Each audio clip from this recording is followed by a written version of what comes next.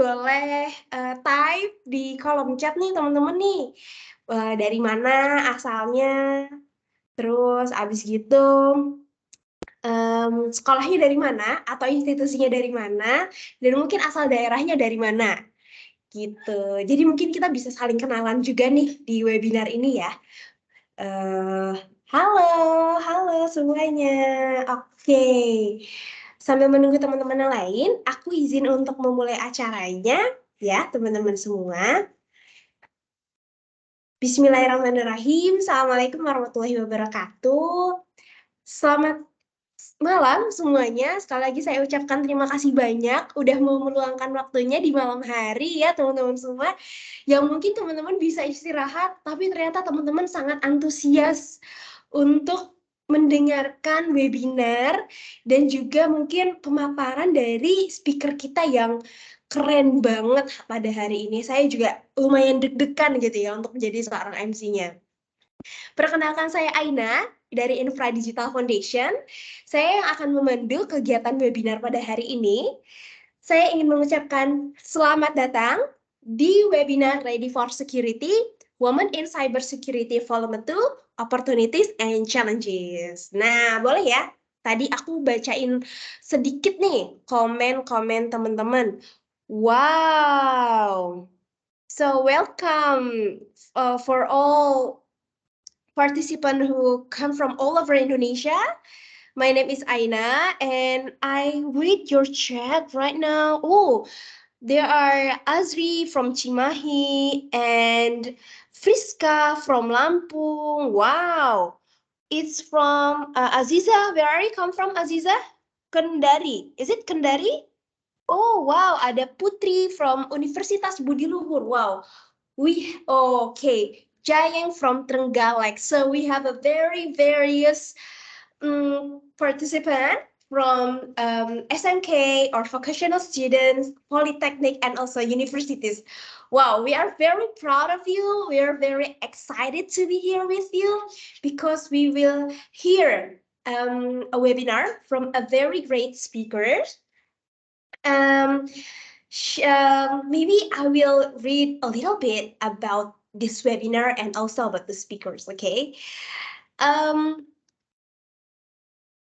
Oke, before kita ke penjelasan nih tentang webinarnya, mungkin aku juga mau kasih tahu beberapa rules dulu ya teman-teman semua. Tadi teman-teman yang belum menggunakan format nama underscore sekolah, silahkan diganti Microsoft Teams-nya dengan format nama underscore sekolah. Contohnya tadi ya, Aziza dari SMKN 4 Kendari. Nah, itu boleh ya teman-teman diganti dulu nih, biar kita tahu nih dari institusi mana aja sih teman-teman semua. Gitu. Nah, harapannya teman-teman bisa dapat kondusif, mematikan mic selama acaranya berlangsung. Dan juga nih teman-teman, yang sangat menarik adalah kita punya giveaway untuk teman-teman yang memposting di Instagram Story dan nge-tag @infradigital.foundation di Instagram Story kamu tentang keseruan webinar pada hari ini. Nah, satu lagi kita juga punya giveaway e-wallet untuk peserta dengan penanya terpilih yang nanti berani untuk open mic nanya langsung nih ke speaker kita. Siap-siap nih untuk menyimak ya teman-teman semua. So before we move to the presentation, I would like to give you a little bit about the webinar. Oke, mungkin juga sedikit disclaimer ya teman-teman, karena Neha ini pembicara kita datang dari Singapura. Nah, aku akan sedikit memix ya teman-teman semua antara bahasa Inggris dan bahasa Indonesia agar kita semua bisa mengerti satu sama lain. Ya, jadi untuk webinar kali ini merupakan salah satu rangkaian kegiatan dari pre-training Ready for Security Indonesia. Pada topik kali ini, Women in Cyber Security, kita mengundang pembicara yang sangat spesial teman-teman semua, yaitu Mrs. Neha Mongga, yang saat ini menjabat sebagai Area Business Group Leader Microsoft Security Solution Asia Pacific. So this webinar is one of the series of activities Ready for Security Indonesia pre-training program. We would like to hear stories and presentation about opportunities and challenges for women who works in cybersecurity field. And we had a very great opportunity to hear a story from Neha Monga, who currently as area business group leader, cybersecurity, data governance, risk and compliance, Asia Pacific, Microsoft Corporation. So, good evening, Ms. Neha Monga. Wah, seneng banget nih udah ada di layar ya teman-teman semua ya. Bisa melihat nih, Masya Allah. Wah, oke. Nah, sebelum kita mungkin mendengarkan presentasi dalam ke presentasinya Neha nih, aku sedikit cerita dulu ya. Ibu Neha ini tadi ya udah dijelasin bahwa beliau ini di cybersecurity, data governance, dan compliance business. Nah, beliau ini teman-teman udah kerja di Microsoft selama hampir 20 tahun. Wow. Nah, karena ini beliau senang banget untuk membantu customer dan juga mitra untuk memanfaatkan teknologi untuk mendorong hasil bisnis yang membantu kesuksesan dan pertumbuhan bisnis mereka. Beliau juga merupakan seorang advokat vokal untuk cybersecurity dari berbagai usia, latar belakang, dan gender, dan juga memberikan inisiatif untuk meningkatkan keterampilan bagi perempuan yang underserved di community. Okay, maybe without further ado, I would like to give the stage to Ms. Neha Munga, and we will hear her great stories about working in cybersecurity. So please welcome Neha. The time is yours.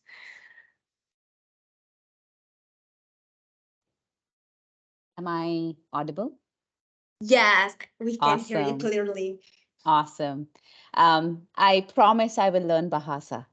Uh, good evening, everyone. I truly appreciate this opportunity to speak to all of you today. My name is Neha. I'm based out of Singapore. And I hope the sharing today is helpful to all that are attending, all 65 of you who are attending this session.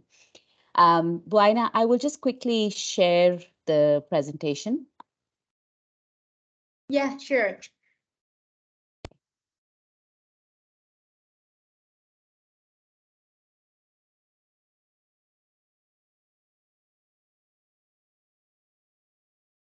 Let me know if it is visible.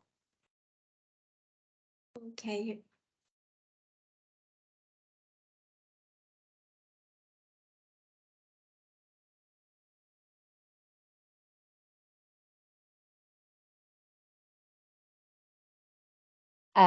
Is the slide visible to Ken? Yes. Can see, yeah? Okay, perfect. So again, thank you so much. I hope the session today is useful. I would really appreciate if you can ask questions. I will keep looking at the chat. If there are questions, please feel free to put them and I will try and answer the questions. I have deliberately kept the slides to be few because I do want to talk to all of us here so that any doubts you have, any questions you have, this is your time. Please ask them. I have freed my calendar for the evening so we can stay as long as you want. Okay, so let me quickly start by sharing a little bit about myself. Like I said, my name is Neha. I come from India, and I was born and brought up in the north of India. That's where I come from. And I have been working with Microsoft. I've been blessed to work with Microsoft for the last 2 decades. And I've worked in various departments in Microsoft, in India, in Asia Pacific, in various types of roles. In engineering, in sales and marketing, in strategy, and now in leadership roles. I am not an engineer. I'm not a BE. I do not have a computer science degree. But I do have a few degrees that I've done because I like to study, like I'm sure all of you do. I am a bachelor's in anthropology, which is the study of human evolution. And I do have master degrees in mass communication, journalism, cyber law, people leadership, and I've done a couple of technical trainings that come with being in a technical company, a technology company, like Microsoft certifications and cybersecurity certifications. What drives me in terms of my passion? I like simplifying things for everyone. So give me a complex topic, I will think about it, I will read about it, and I'll try and make it simple for the people I work with.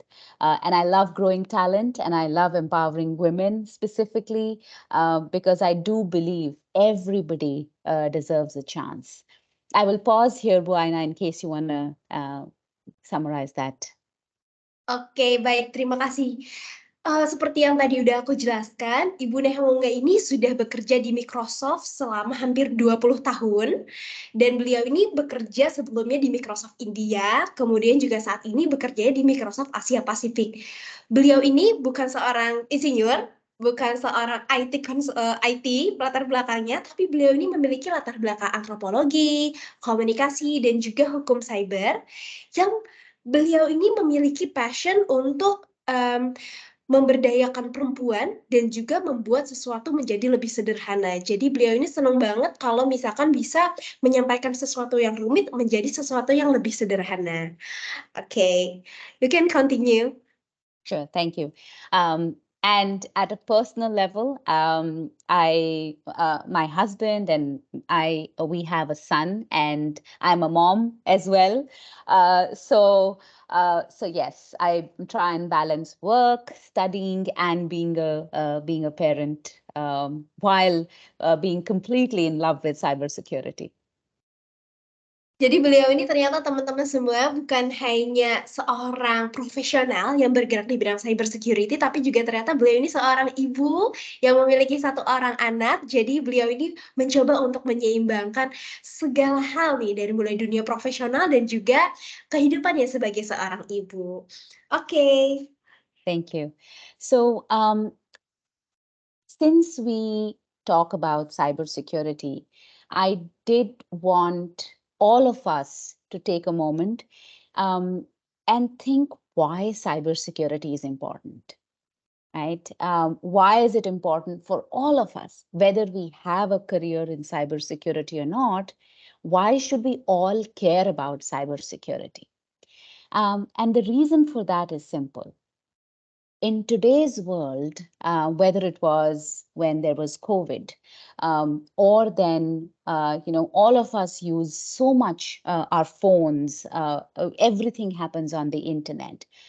And because there is so much use of cloud technology, of the internet technology, I'm sure all of you are on Instagram, on Twitter. You even for your homework, in the university comes on the internet. You're doing this call on Teams.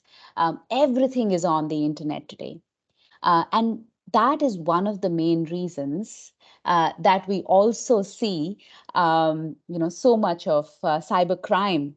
So crime that used to be physical, when somebody, if you're walking down the road at night, somebody will snatch your chain. That was stealing that happened on the road. Now that has moved to online, right? Because stealing online is easier, and there is no risk that the police will catch you, because you may be sitting in a country like United Kingdom, and you would be stealing from Australia. So now the Australian police cannot catch you if you're in England, which is why cloud makes it easier to steal from others.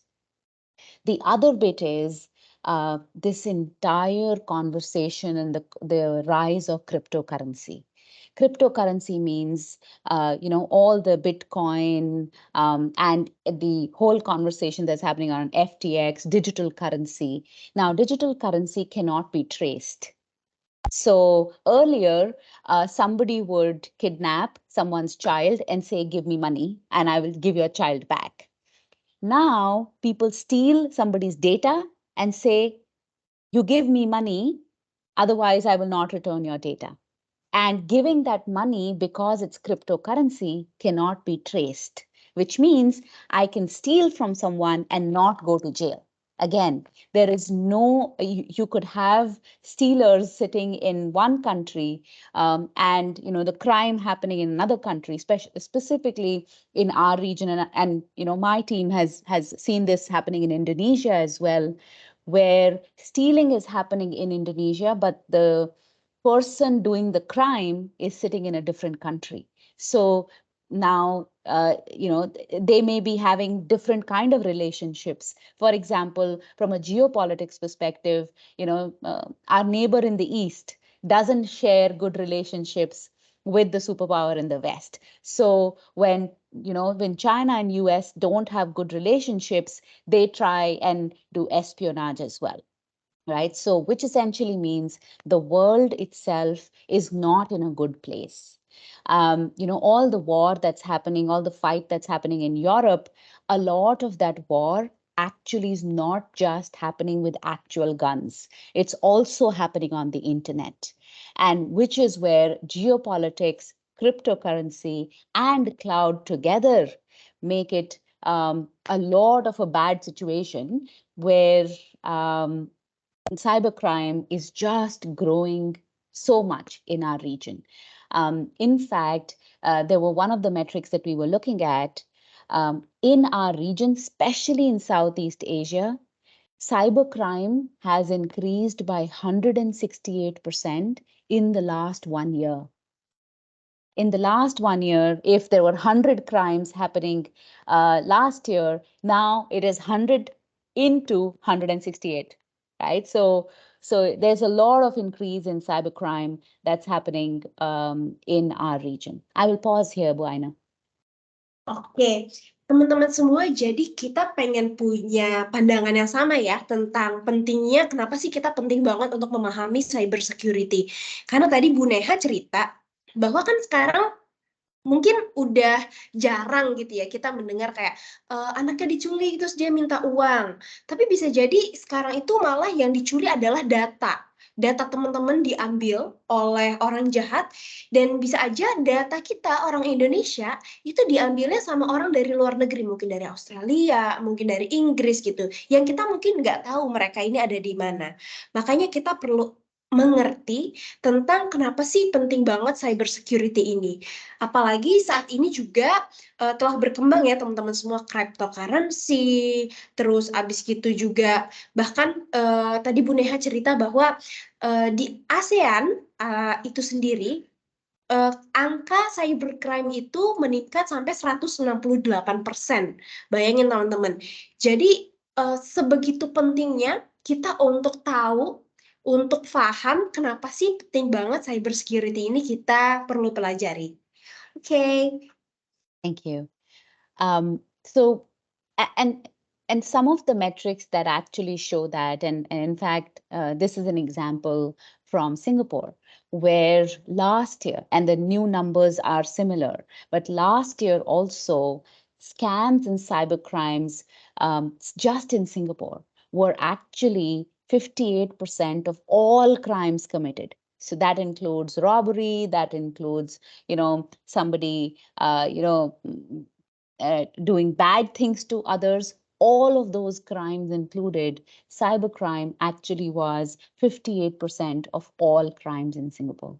And that actually is true for most of the countries in the region. And that is absolutely true for Indonesia as well. In fact, now cybercrime, the Singaporean police actually has a report out that they actually call out how much money is being lost as well. And this is the reported money, which means somebody scams me and I go to the police and tell them that so much money is being asked. Sometimes people don't even report it. And 9 out of 10 times, people don't report it, which means this loss that we are looking at is much lesser than what is actually happening. So this is $500 million Singapore dollars that was lost in 2021. 2022 numbers are similar, a little bit more than this, because the police have become very active as well. But $500 million is a lot of money. right, which is getting lost in just 1 year. And some of the latest breaches, if you see, Starbucks in Singapore had a data breach less than 6 months ago. Singtel had a data breach. Singtel's company, which is in Australia, Optus, had a data breach. In fact, in Indonesia, there are quite a bit of data breaches that have happened. 1.3 billion Indonesian SIM card registration profiles, the citizen identification number, etc., were also lost recently, right? And then, of course, there was the fintech startup in Indonesia, Sermati, whose data was leaked of about 2.9 million people. There was insurance company BRI Life. Their banking details of 2 million users was released out. Then the Indonesian Ministry of Health, their data was leaked in the last some 6 million patients last couple of months.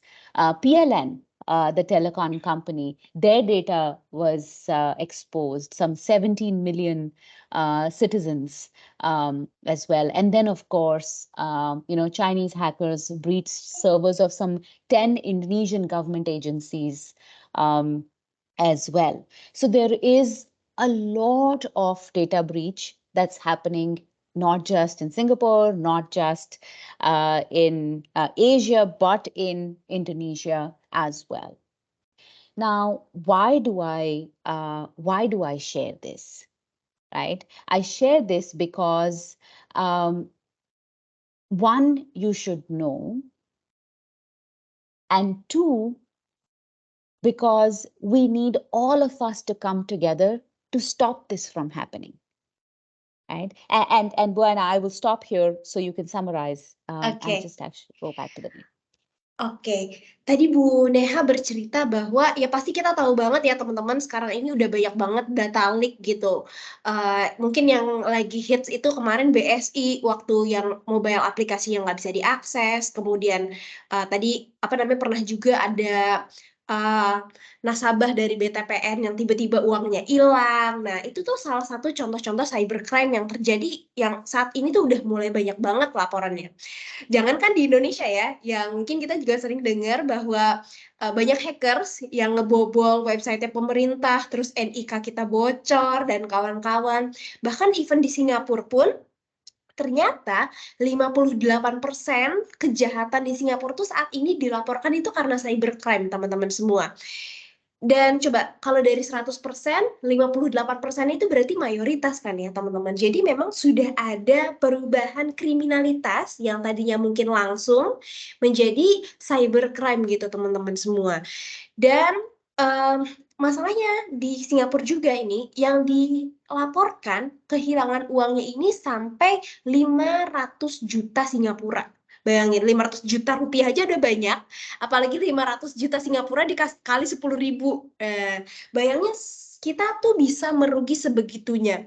Jadi ini untuk teman-teman lebih menyadari bahwa ternyata kita ini berada di era yang sangat rentan teman-teman semua. Kita menghadapi attack yang serius seperti saat ini. Okay. Thank you. And like I said, the reason I share this is just to make sure that all of us know that this is a very serious problem that we all need to come together and solve for, right? Now, there is hope in the world because companies like Microsoft are working to fight cybercrime. In fact, here are a few statistics on this slide where just in 1 year, we actually, as in Microsoft, actually removed more than 500 million unique phishing links, which were being used to phish people, to steal money from people by sending bad emails that people would click on put their contact details, and their details will get stolen, and then bank account details get stolen as well, right? So these kind of phishing emails and phishing kits, about 531,000 were seized and nabbed by Microsoft. The thing which we need to know is there is a lot of threat in the world. It's not the big companies that get threatened. It is small companies as well. And in fact, after somebody clicks on a phishing email, it takes 1 hour for the attacker to access your private data, right? So for example, you clicked on a bad email, a phishing email, and it will take just 1 hour for the attacker to get your private data, and then you will lose, assuming you click in a bad, website which has banking details, you put in your account details, within an hour, your money will be gone, right? So that's the level of threat that we are looking at. Plus, of course, if you're working in an organization, even if you are not the person with all the, all the approvals and your ability to access everything, even then, if you're somebody who's just an intern in that organization, using your ID, the attacker can actually move inside the corporate network. Now think if there is a robber who gets inside your main gate, you do not keep your jewelry next to your main gate. But the robber can tiptoe and find ways to open other doors within your house and get to your safe where your jewelry is kept. And that bit, today, robbers and cyber criminals, they can do it in 1 hour as well, right? So that's the level of attention big organizations need to pay. Because imagine, let's take the example of the mobile company, which I said, which lost, the telecom company who lost millions and millions of user data. A telecom company, a mobile company, has your name, date of birth, your email address, your bank account or credit card details. Now, if 1 million people lose all of that data and the cyber criminal goes and steals, let's say, $1,000 from every bank account of 1 million people, that's a lot of money that the cyber criminal made in 1 hour. Which is why organizations need to be careful and need all of us to protect the organizations as well. I will pause here, Bu Ana.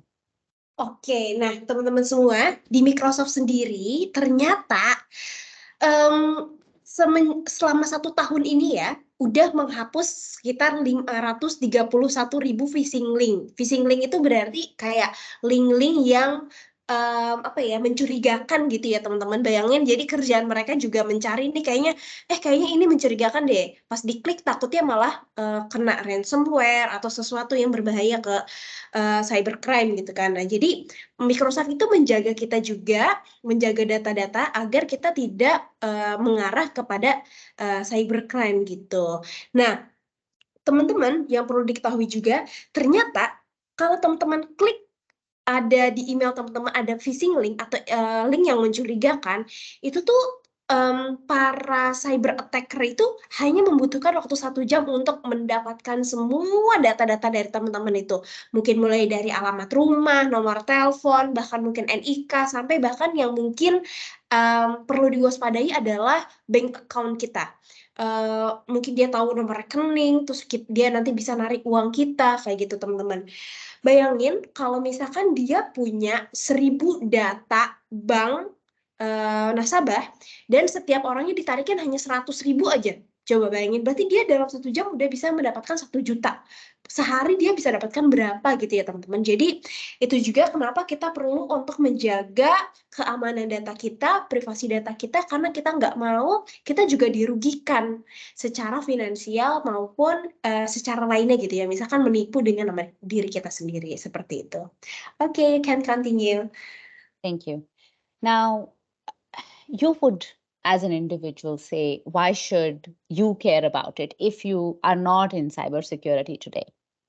Which is why I just wanted to share a couple of things why all of us should care about cybersecurity. There was this research done by RSA as a company, and they found that, in fact, 70% of online fraud actually happens through your mobile phones. And mobile phone is something we all use. So any mobile fraud that's happening, 7 out of 10 times that fraud actually starts from your mobile phone.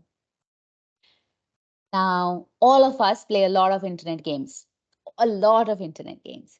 And turns out 3 out of 5 gamers have said that gaming is becoming less secure, right? Because there is malicious code, bad code that can steal your information, actually gets put in or inserted in games as well. So you have this fancy game that you download from the Play Store, and within that game, unless it is from a good certified vendor, there may be bad code that can actually steal your information from all the digital wallets you have on your phone. So gaming is another platform that is at risk. The third area of risk is IoT devices. Now, IoT is Internet of Things. And the first thing that comes to mind is, these big machines that run in manufacturing units. But no, even your iWatch or any kind of Fitbit that you wear is an IoT device. Your smart TV is an IoT device. There are smart fridges today. It's an IoT device. Somebody who uses a home assistant like Alexa or Google Home, it is an IoT device. And actually, your privacy and some of these IoT devices can actually be hacked into. And so a lot of people, and about 50% of people actually, distrust their IoT devices because that's where a lot of the hacking is coming from. In fact, I was actually, engaging with an ethical hacker once, and they showed me how on the dark web, it is so easy to hack a CCTV camera that is installed in somebody's house, where live you can see what is happening in that house. Now, think about your privacy. If you have a CCTV camera that's looking at your child, if you're working outside. So IoT devices are another area where there is a lot of risk.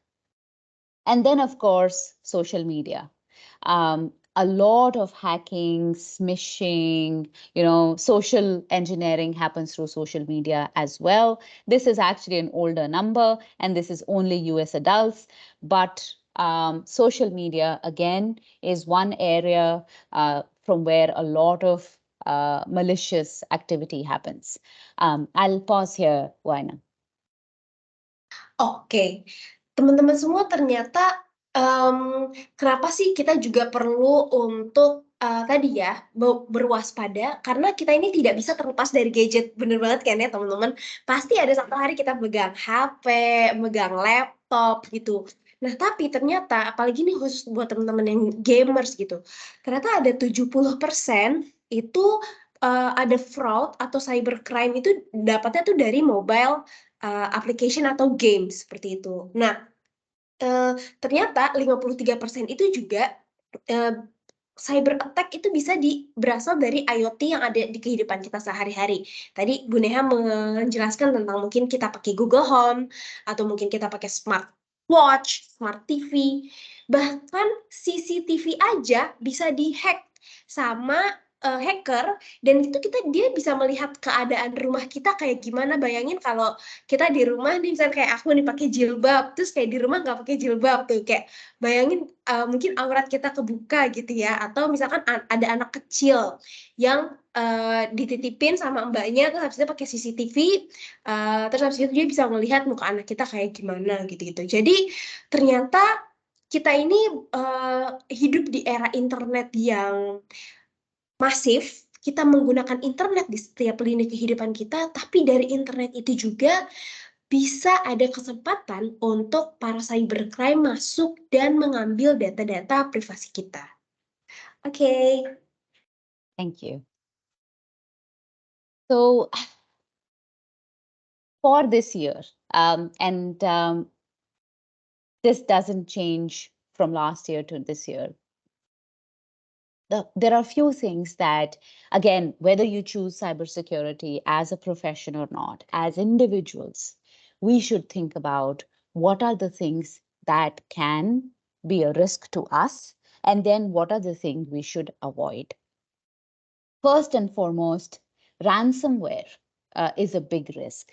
Now, like I explained earlier, ransomware is earlier, people used to kidnap people's children and ask ransom for it. That was one form of physical ransom. In the internet world, people steal your data and say, oh, I have your family's photos. I have taken them and I'm not going to give it to you unless you do X for me. And this is real, especially for women, because you may have certain photos that you may have clicked in fun, and somebody who has bad intent gets access to those photos and says, I am going to put these photos on the internet, or you do this for me. That's a form of ransomware. And us women are very susceptible to it. So that's one of the big issues that we should be thinking about, either as individuals, as women, or then as organizations as well. The second area that we should be thinking about is malware. Now, malware is nothing but bad code, which is inserted in your machines or in your devices. That bad code can be used to either steal information or to spy on you. And especially in Indonesia, we have seen a lot of cases of spying, because Indonesia is the chair, let's say, for ASEAN, right? Or then you have so many good oil and gas companies which have such good intellectual property, right? Or then, there is so much foreign direct investment that is coming into Indonesia. So there are countries who may want to spy on you, right? There are people who may want to spy on an organization as well. So malware is bad code that is inserted, that can be used for this activity. Phishing is email sent to you, or a website that is advertised to you, or an advertisement that is given to you on social media that you may click. And by virtue of clicking that, bad code may get stored, or bad cookie may come to your machine as well. And that again stores bad or installs bad code on your laptop. There is also the fact that there are security breaches which are happening. They are more organization centric, where organizations may lose data, and that's quite prevalent as well. And like I said, there is about 168% increase that has happened in our region. There is also the issue of stalkerware. And then again, this is more centric to us women, right? We may not appreciate someone paying undue attention to us, but this person or this set of individuals may want to stalk us, and that's very common, in all communities, right? A lot of women face stalking as well. So you can actually stalk someone just on the internet as well now, right? You could install, even things like AirTags, which are Apple AirTags, have been used in the US to stalk women, right? So stalking is something that's also happening as well. And then social engineering. Somebody may become your friend on Facebook or Instagram, and they may come back and say, "Oh, I like you, and why don't you meet with me, or why don't you share me with your data, or I'm in trouble, why don't you help me?" That's very common, in fact, and that's a very successful means to do data breach as well. So those are common things that we all should be thinking about. Now, from somebody who uses laptops or an organization, the other thing which is very common that we see is cryptojacking. What that means is that once bad code is installed on your machine, the resources of your machine may be used for crypto mining of cryptocurrency, right? So if the person is not stealing from you, but what they are stealing is the compute power of your laptop to do crypto mining. Okay, so that's something that, and we've seen that in Indonesia as well. So that's happening as well. And then, of course, there are mobile-focused cyber frauds. Again, malware getting installed on your machine, on your phone, and then stealing your digital wallet, etc. Social engineering, I've already shared with you. Again, IoT-focused cyber attacks are also very common. Just be careful. Update your iWatches, and your Apple Watches should always be up to date. There is always a security patch for any kind of device. Please, keep it updated. And then, of course, be mindful of stock aware. One of the things one of my friends very candidly tells me is make sure you at least restart your phone a couple of times in the week. So shut down your phone, turn it on so that any application which is running on it actually shuts down. That's one of the very quick and dirty ways to shut some of these applications that somebody may have installed. I will pause here, Bu Aina. Oke, teman-teman. Jadi tadi ya, Bu Neha kembali menjelaskan nih tentang apa aja sih cyber attack yang terjadi. Dan juga bagaimana kita untuk menghindari jadi korban di cyber attack gitu. Yang pertama itu, kalau misalkan teman-teman punya HP, terus HP-nya ini terasa agak lambat, nah mungkin kayak ngerasa kayak, aduh kok HP-nya sebenarnya belum penuh nih tapi kok lambat. Nah itu bisa tuh kita mulai curiga, apa ya, jangan-jangan kita kemarin pernah ngeklik sesuatu ads atau sesuatu phishing link yang mencurigakan, dan itu ternyata salah satu indikasi adanya malware yang masuk ke dalam HP kita, kayak gitu. Terus, jadi kita perlu banget untuk menginstal antivirus di laptop kita dan juga di HP kita. Kemudian tadi yang paling penting nih, dan sekarang mungkin banyak banget terjadi, itu namanya soceng ya teman-teman. Aku juga baru tahu, social engineering. Bagaimana ada mungkin teman udah lama ngajak ketemu, terus ternyata akunnya dihack, minta uang gitu ya, sering banget ya kayak gitu. Nah itu mungkin salah satu hal-hal yang perlu kita waspadai ketika kita melakukan pertemanan secara virtual gitu ya, yang mungkin kita susah itu untuk klarifikasinya. Nah, kemudian juga tadi untuk barang-barang yang internet base, kayak misalkan tadi HP, mungkin smartwatch atau TV, itu sering-sering aja untuk kita shutdown gitu. Dan juga untuk selalu update softwarenya biar kita terus terjaga dari malware-malware yang mau memasuki perangkat-perangkat kita seperti itu. Dan ketika di HP teman-teman, itu kembali cek nih teman-teman, apakah aplikasi-aplikasi ini diizinkan untuk mengakses segala data teman-teman gitu. Apakah allow to all data atau hanya allow to beberapa gitu kan. Kadang kan ada allow to location, allow to gallery kayak gitu kan. Nah, ini dicek lagi nih teman-teman. Karena bisa jadi dari aplikasi-aplikasi ini juga masuk malware-malware yang nantinya bisa mencuri data-data kita atau bahkan privasi-privasi kita gitu teman-teman. Apalagi teman-teman yang perempuan tadi ya, mungkin kita menggunakan jilbab, kita punya di HP punya foto yang nggak pakai jilbab, dan itu nanti kan riskan mungkin nanti untuk disebarluaskan atau ya gitu digunakan untuk kejahatan seperti itu. Okay, can continue. Thank you. So before we get into the various jobs in cybersecurity, I did want to share some tips that all of you and all of us, and this is what I tell my son as well, he needs to take care of these things. And so I recommend that you take care of these things as well. First and foremost, please don't share your personal information with everyone.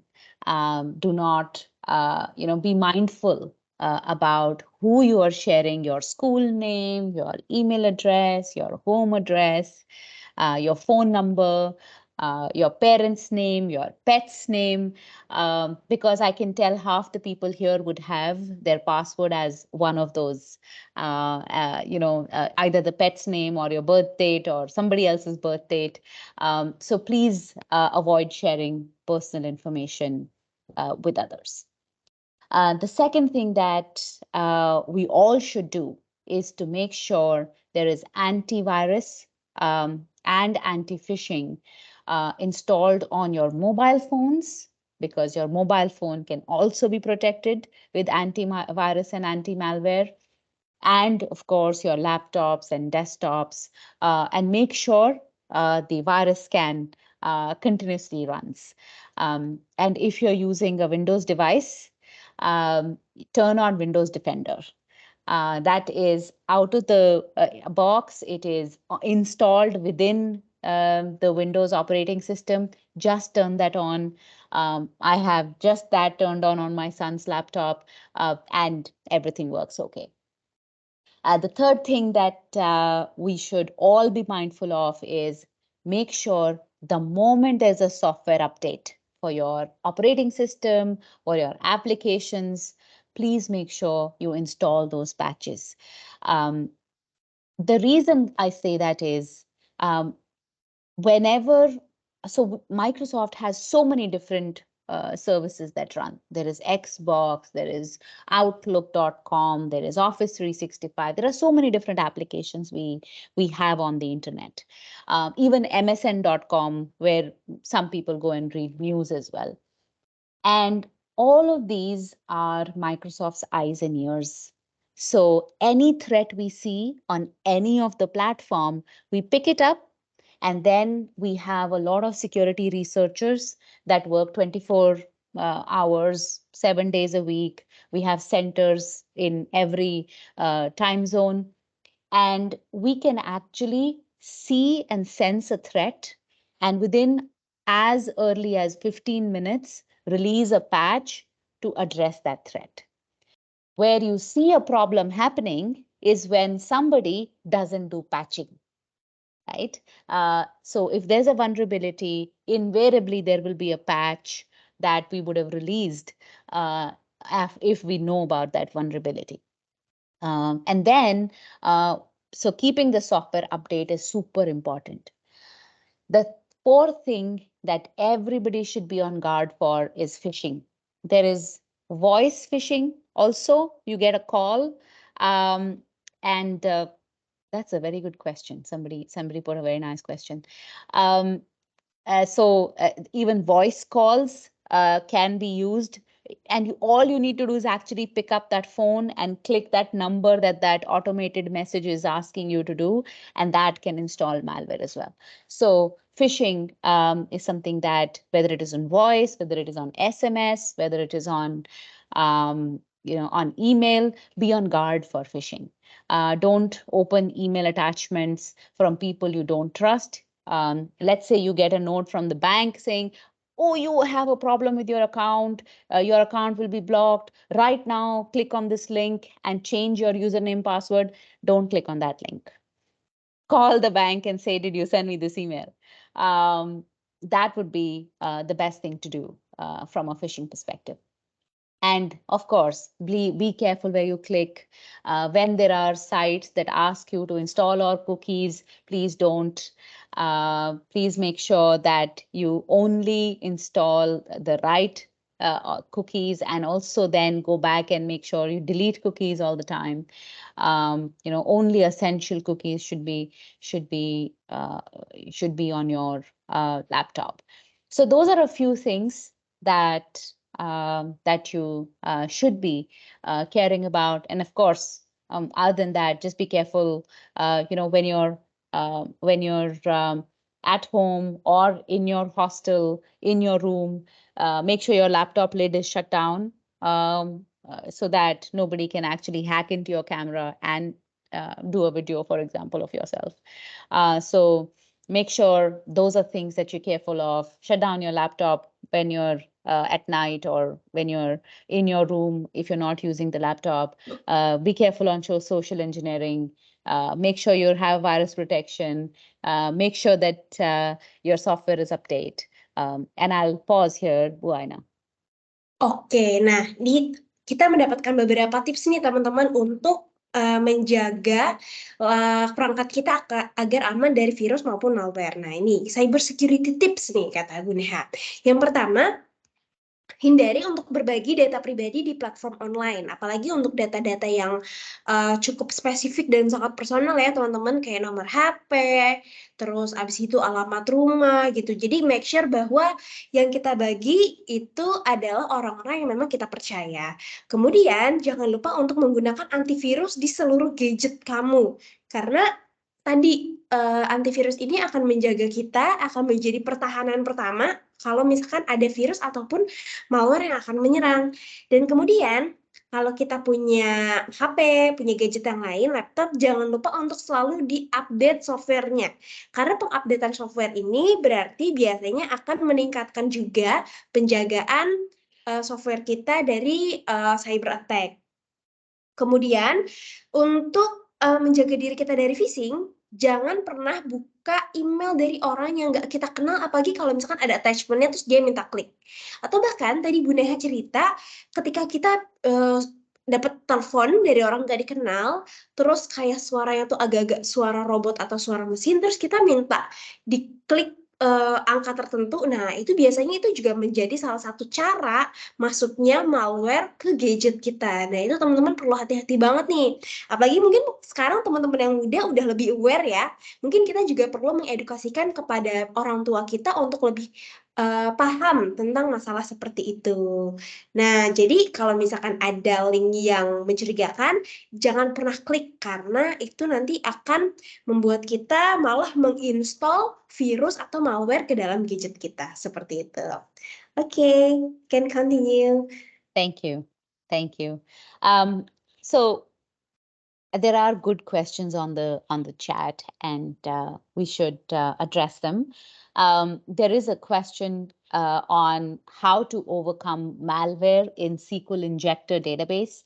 That is a good question. I would like to know more about the question itself. But having said that, on Microsoft.com, there is a lot of technical documentation to save the machines that you're trying to protect from various kinds of malware. So depends on which malware are you talking about, which vulnerability, and then there may be a resolution for that as well. There was also a question from Zara. Using an anti-malware and can still be infiltrated by viruses.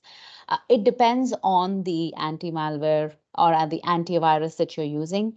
Not all antiviruses can actually keep up with all that's happening. In the beginning, I shared that an attacker is very motivated. So if they've written that malware or written that bad code targeting someone specifically, then they may be able to bypass the antivirus that you're using as well. So there needs to be a multi-layered security implementation. You may have an antivirus, but it may not be patched, it may not be updated. So like I said, update continuously update because new threats are being created as well. And there's also a question on there are many viruses, usually in the form of modified tools. Yes, there are targeted tools that target specific vulnerabilities in certain software so that they can get inside that particular software as well. And which is where we need more people in cybersecurity so that there can be more monitoring and more defending of our stack. Now, I do want to move into, okay, all of this is happening in the world, all of the things that we need to take care of, but what really are the various careers in cybersecurity?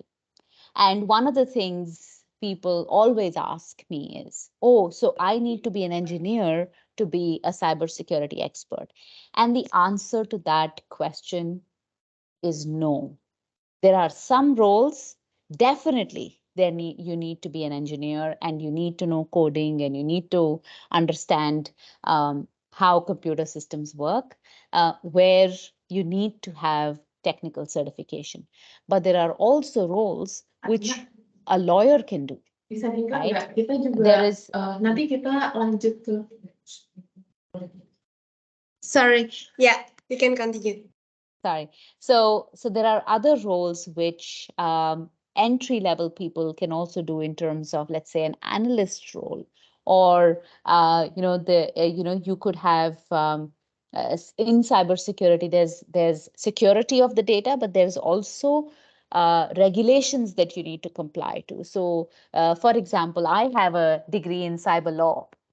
And hence, I am able to decipher various privacy laws as well as compliance adherence that is required for security to adhere to. The banks have regulations, etc. as well. So there are multiple roles in cybersecurity. You could be a security administrator, where you are making sure that the policies are in place. You're able to make sure that all systems are, let's say, patched, they have the security updates on them. Or then you could be looking at incidents. So if there is a hacking attempt in your organization, how do you respond to that hacking attempt? Those are the roles that you could have. Or then you could be a penetration tester. This is a team that actually tries to hack into the system of its own company to find out holes before the hackers find those holes as well. And then, of course, there are other senior roles that as you go up the value chain, you could also grow to a security manager, a chief information security officer, who actually, in a lot of places now, reports into the very senior management in an organization. So this is a small depiction of the different types of roles that exist in cybersecurity, from technical roles to auditor roles, policy roles, as well as manager roles. I'll pause here. Oke, teman-teman semua. Jadi ini mungkin semacam jenjang karir ya di bidang cybersecurity itu sendiri, dari mulai technical, kemudian policy itu yang tentang kebijakannya, kemudian nanti naik jadi manager, dan nanti mungkin menjadi chief. Jadi ini ada beberapa level yang bisa teman-teman lihat nih, kira-kira teman-teman tertariknya di bidang mana, dan mungkin ke depannya teman-teman berencana untuk menjadi apa ya di masa depan, seperti itu. Okay, next. Thank you. I will connect. All right. So here is just what I wanted to give you is a little bit of a flavor in terms of, let's say, the role of a security analyst.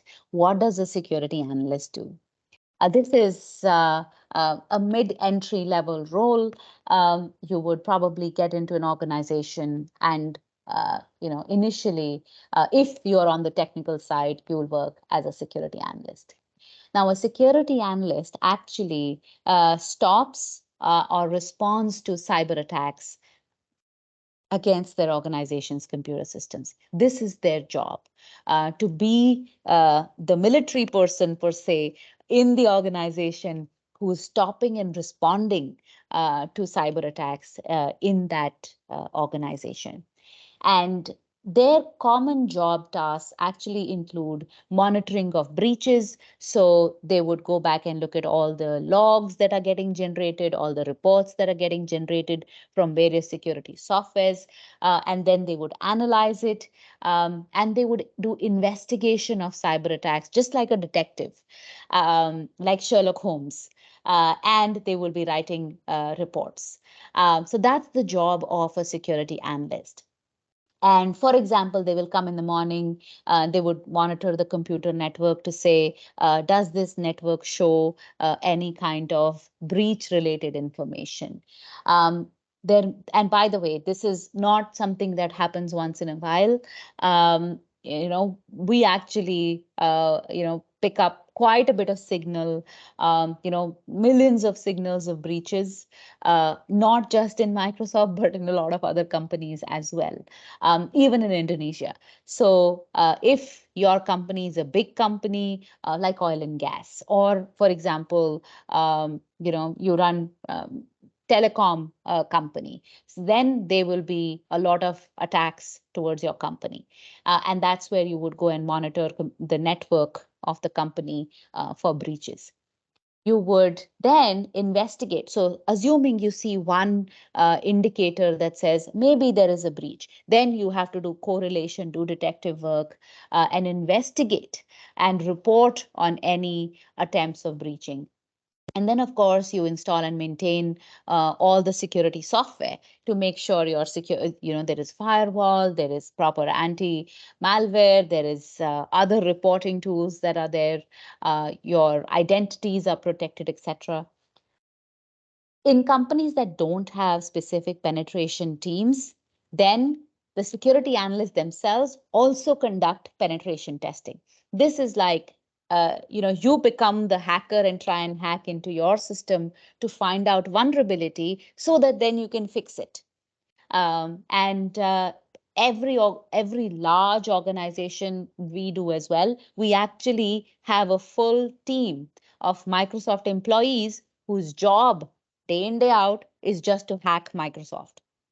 And try and bring out all the vulnerabilities that our network may have. And the more they win, the better our security is, because they're the ones who find the holes that we can plug. So penetration testing is something that the security analyst also does. Then, of course, there is so much happening every single day that researching security trends and making recommendations to the organization is also a part of the security analyst's job. And then you create best practices for your organization and do disaster recovery planning. Whether it is a tsunami or an earthquake or a cyber attack, you need to do disaster recovery planning for everything, because a disaster will strike, and then that is the time you need to be ready. So that's just a brief day in life of a security analyst, Buena. Well, it's very fantastic because it is also new for me. My background is nursing and it's very interesting ya teman-teman semua. Jadi di sini Bu Neha bercerita tentang gimana sih sehari-harinya menjadi seorang security analyst yang ternyata tugasnya itu untuk menghentikan atau merespon cyber attack yang terjadi di dalam sistem komputer atau jaringan di institusi tertentu gitu ya. Dan security analyst ini juga tidak bekerja sendiri teman-teman, tapi juga ternyata bekerja dengan tim IT lain, termasuk juga bekerjanya itu memonitor jika ada security breach, terus mungkin menginvestigasi kalau misalnya ada cyber attack, dan juga menuliskan report apa yang terjadi nih gitu kan nih. Dari nomor 1 sampai 6 tadi udah kebayang ya bahwa beliau ini harus melihat nih, memonitor ada breach gak nih, apakah masih aman-aman aja. Terus abis gitu kalau misalkan ternyata ada security breach, dia harus menginvestigasi dan juga menuliskan reportnya, melaporkannya seperti itu ya. Habis itu dia harus menginstall dan juga memaintain, menjaga software-softwarenya untuk menjaga dari malware-malware atau virus yang akan menyerang gadget kita. Dan kalau misalkan di tim kita ini apa namanya untuk menguji ketahanan, keamanan security kita itu kita bisa melakukan namanya penetration testing gitu untuk menguji apakah masih ada celah nih untuk diserang sama cyber attacker gitu kan. Nah, nanti dia baru bikin recommendation kalau misalkan ternyata ditemukan adanya flaws dan juga membuat disaster recovery plan. Kalau misalkan kita diserang nih gitu, kayak kemarin yang tadi balik lagi ya ke contoh kasus misalkan BSI diserang sama ransomware. Nah, itu sebaiknya sebuah institusi itu sudah memiliki disaster recovery plan tersendiri gitu. Gimana kalau di-attack, apa yang harus dilakukan, bagaimana pengamanannya, bagaimana recovery-nya. Seperti itu. Oke, can continue. Perfect. Thank you. All right. Now, we have such a big problem in the world, and we have cyber attacks which are increasing. And irrespective of whatever is happening in the world today, there are about 2.7 million jobs in cybersecurity which are empty, vacant, waiting for all of us to join. And in fact, 1.4 million of those jobs, half of all cybersecurity jobs that are currently vacant, these are open jobs, job openings that you see on LinkedIn, on Glassdoor, all of those are in Asia Pacific. And which essentially means that we as individuals, we as society, we need to be thinking about the issues as well as the opportunity in cybersecurity, and then train ourselves so that we can go and take such jobs, especially as women, because only 25% of cybersecurity jobs in the world are held by women. And this percentage is even lesser in our region, right? So we need more women to join cybersecurity. Bua and I will stop here for a minute. Ya, jadi teman-teman semua, kalau udah ada nih yang memiliki ketertarikan untuk bekerja di bidang cyber security, ternyata ada 2,7 juta kebutuhan cyber security expert saat ini di dunia. Dan untuk di Asia Pasifik sendiri, ternyata dibutuhkan sekitar 1,42 juta yang dibutuhkan dan ada lowongannya saat ini. Karena tadi ya, kita udah berada di area atau di era yang Internet of Things yang membutuhkan internet dalam kehidupan kita, sehingga kebutuhan untuk menjaga keamanan cyber ini sangat dibutuhkan sekali. Apalagi untuk teman-teman yang perempuan, ini adalah field atau area kerja yang amat sangat opportunistic banget, yang bagus banget, karena ternyata hanya 25% di dunia ini perempuan yang bekerja di bidang cyber security. Dan Bu Neha benar-benar mengajak khususnya teman-teman perempuan yang memiliki ketertarikan di bidang cyber security, yuk kita bareng-bareng untuk mendalami bidang ini, karena bisa jadi kita bisa memberikan warna yang baru, mungkin juga pandangan dari kita seorang perempuan mengenai cyber security itu sendiri. Oke. Thank you. Now, I also wanted to share with this audience why it is important for women to think about cybersecurity. First and foremost, the attackers don't say, I'm going to be a man or I'm going to be a woman. I have met some of the best cybersecurity hackers, and some of the best ones are actually women.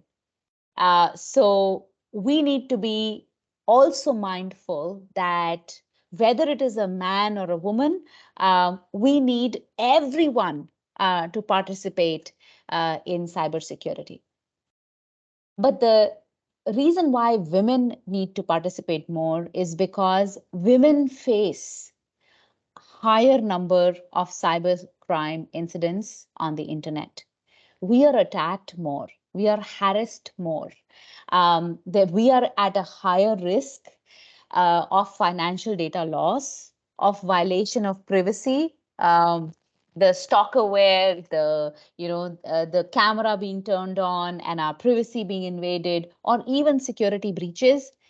It attacks women more, and which is why we as women are needed to protect more women. It's because we are half the population of the world, so we need more women to protect women. The other reason that we also need to be mindful of is when we build cybersecurity solutions, and 75% of the people involved in cybersecurity, if they're men and they're led by men, they only have a man's point of view. They don't have a woman's point of view. And which is why diversity, and in this case, not just women, people with different ethnicity, an Indian will think maybe a little bit differently from a Filipino or from a European person or from an Indonesian person or from a Singaporean person. So everybody is needed. Everybody's intelligence is needed because all of us think a little bit differently.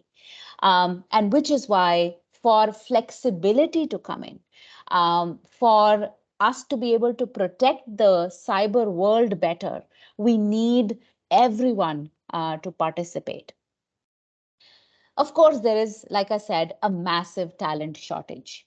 And talent shortage in cybersecurity is more acute because, like I said, there is about 1.4 million jobs just in Asia Pacific that are available. And if we are half the population of the world, we should be the ones populating half of those jobs. And then, of course, it is cool to be in cybersecurity. Every day is a new day. It is actually like fighting a war. But just you sit in air conditioning and just use your laptop to fight that war. So cybersecurity is cool. There is so much innovation that is happening in cybersecurity. There is now AI that is coming into cybersecurity. We are innovating with generative AI in cybersecurity as well. So this is a cool place to be for all of us, and that's why women need to be a part of it. Buana, over to you. Oke, jadi teman-teman yuk banget jadi cyber security expert karena tadi ya teman-teman ternyata kebutuhannya ini besar banget. Dan saat ini cyber security itu tadi ya masih didominasi oleh laki-laki. Dan kita ini membutuhkan lebih banyak background yang beragam, mungkin dari perempuan, dari latar belakang budaya yang berbeda, suku yang berbeda, sehingga kita juga bisa jadi lebih kaya ketika kita mungkin mau membuat sebuah pengamanan bagi sistem operasi kita gitu. Jadi kayak, oh kalau orang Indonesia kayak gini, budayanya kayak gini, oh kalau orang Filipina budayanya kayak gini gitu. Jadi lebih banyak orang dengan berbagai macam latar belakang itu akan lebih memperkaya untuk perlindungan dari di bidang cyber kita seperti itu. Nah, dan juga Bu Neha juga bilang bahwa cybercrime ini lebih banyak menyerang perempuan. Karena tadi ya mungkin ada pelecehan seksual, terus juga mungkin secara awareness kita juga mungkin lebih kurang mengenai data privacy dan kawan-kawan. Jadi memang ternyata pada sebuah survei itu memang cyber attack itu lebih banyak pada perempuan. Dan tadi ya ternyata kebutuhannya itu sangat besar. Sekarang ada ladangnya untuk kita belajar. Jadi yuk bareng-bareng, karena cyber security ini adalah masa depan, teman-teman. Ini baru era yang mungkin baru di gadget gitu ya, teman-teman. Nanti di masa depan akan lebih banyak lagi yang menggunakan Internet of Things, yang pasti lebih banyak membutuhkan talenta-talenta di bidang cyber security untuk menjaga keamanan manusia dari serangan-serangan cyber. Seperti itu. Oke, next. All right. With that, thank you very much. I'm happy to answer any questions that you have. It would be better if you, put it in the chat, and then we can talk about it. Also, if you want to contact me directly one-on-one on LinkedIn, I'm always happy to help. Please feel free to reach out to me. And with that, Buena, we can go into the Q&A. Oke, baik. Teman-teman semua, sekarang ini adalah waktunya Q&A atau question and answer. Kalau teman-teman nih masih ada yang pengen bertanya, yang masih penasaran nih, apa sih tentang cyber security? Oh, boleh. Mbak Tessa Agita, mungkin boleh untuk bisa dinyalakan mic-nya, Mas Hamdan. Mau langsung tanya sama Bu Neha ya? Boleh ya? Wah, udah ada juga nih yang angkat tangan. Mas Fatahur Razak. Oke, boleh mungkin Mbak Tessa dulu. Udah bisa nyala, Mas Hamdan? Oke, boleh silahkan Mbak Tessa. Boleh Nah, silahkan. Halo, selamat malam, Kak. Selamat malam. Mau langsung nanya kah ke Bu Neha? Boleh pakai bahasa Indonesia nggak, Kak? Oh, boleh. So, this participant will be asked in Indonesia. Oke, boleh. Nanti aku bantu translate ya. Silahkan. Ya, makasih banyak, Kak. Selamat malam, Kak dan Bu Neha. Perkenalkan, nama saya Tessa Gita. Saya dari Bangka Belitung, Kak. Izin bertanya, apakah ada stereotip atau prasangka tertentu, Kak, dalam komunitas keamanan cyber yang mungkin mempengaruhi kesempatan dan kesuksesan wanita di bidang karir dari keamanan cyber ini? Lalu bagaimana cara menangani masalah itu secara efektif? Terima kasih, Kak. Oke, terima kasih banyak, bagus banget pertanyaannya. Ini aku langsung tanya sama Bu Neha ya, biar bisa langsung dijawab. So, her name is Tessa. She's come from Bangka Belitung.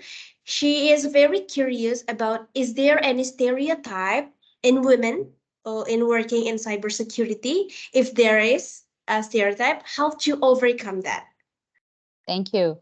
Thank you for the question, Bu Tessa. And I also see a question which is similar.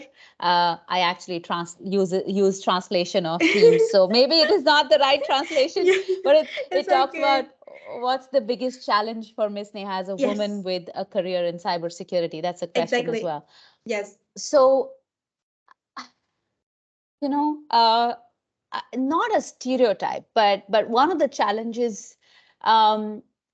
And I started working, actually, when I started working in Microsoft, I started working in 2003, and then moving jobs in 2004, etc. But one of the things was there were not a lot of girlfriends, as in girls who were friends in the office, because it was all men. So I've not had a lot of women friends at work. But other than that, I think once you initially, I will not lie. Initially, I was a novelty, right? Being a woman, being in tech, that was a novelty 20 years ago. Not so much now. Now I have girls in the office who are friends who are doing cybersecurity, which is awesome. And if you're working in a good organization, I think beyond a point, if you're good with what you do, people stop thinking of you as a man or a woman or a mom or young or old. It is the energy you bring to your job that becomes, and the knowledge you bring to your job that becomes, critical, right? So I've been fortunate that I've always been surrounded by colleagues, men colleagues, as well as women colleagues. Um, Beyond a point, being a woman or a man is not important. Being great at what you do is important. And 20 years ago, yes, I did not have any girls on the floor where I used to work. And that was, who do you go and chat with, or who do you go do your makeup with in the bathroom? Uh, um, that used to be a challenge, not anymore. Right now, I think if you really have passion for technology, if you have passion for law, if you have passion for being a detective, and you have a little bit of passion for technology, I think women are absolutely welcome. Again, like I said, some of the best people that I've known and work with, some of the most intelligent, cyber hackers that I know who are ethical hackers, they are women. And by the way, women can multitask, right? So that's a superpower which women have, which men do not have. My husband doesn't have the ability to multitask. I do. So that's why women are required in cybersecurity. And we bring more energy and smiles. So that's why we are welcome. I hope that answers your question. Oke, Mbak Tessa perlu ditranslate nggak? Tapi kayaknya udah ngerti deh, udah ngangguk-ngangguk. Udah paham ya, Mbak? Perlu ditranslate nggak? Sedikit paham, Kak. Mungkin boleh ditranslate lagi, Kak. Oh, Biar boleh saya ya. Oke, jadi kalau Bu Neha cerita kan beliau ini udah di Microsoft atau di cybersecurity ini hampir 20 tahun yang lalu ya. Dan waktu 20 tahun yang lalu memang menjadi suatu hal yang sangat baru, yang aneh gitu. Kok ada Bu Neha sih di Microsoft ini gitu. Tapi semakin berkembangnya zaman sekarang, apalagi dengan pendidikan yang semakin merata, terus juga kesempatan juga semakin merata gitu ya, itu udah nggak jadi problem lagi saat ini. Jadi orang-orang ini udah jarang banget untuk nge-stereotype kayak, lo kan cewek kok jadi ini gitu. Itu tuh udah jarang banget. Karena mereka ini lebih melihat bagaimana kompetensi kamu, bagaimana profesionalitas kamu sebagai seorang pekerja gitu. Jadi itu yang saat ini lebih penting. Makanya ketika kita mengadakan pelatihan-pelatihan seperti ini, kita pengen banget memberikan akses yang lebih besar, yang lebih terbuka kepada perempuan, sehingga stereotype ini akan kalah dengan profesionalitas, dengan skill, dan dengan passion teman-teman. Kayak gitu. Dan Bu Neha bilang, salah satu kelebihan perempuan bekerja di cybersecurity adalah kita bisa multitasking, yang sebenarnya ternyata kemampuan itu tuh dibutuhkan ketika kita bekerja di cybersecurity, dan laki-laki nggak punya kemampuan itu gitu. Jadi yuk teman-teman yang masih ragu untuk berkarir di bidang cybersecurity, nggak usah takut, walaupun mungkin saat ini masih didominasi oleh laki-laki, tapi kedepannya kalau teman-teman punya profesionalitas, punya skill, itu stereotip itu akan hilang dengan sendirinya, kayak gitu. Semoga menjawab ya, Tessa. Wah, keren sekali ya, Kak. Iya. Thank you so much. Sama-sama. Oke, baik. Terima kasih banyak nih. Wah, masih banyak banget yang raise hand. Boleh Mas Fatah ya tadi ya? Boleh di-unmute?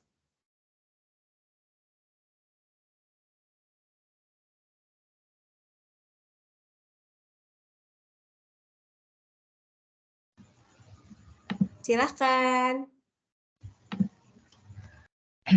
Bismillah, terdengar? Iya, terdengar dengan jelas. Yeah.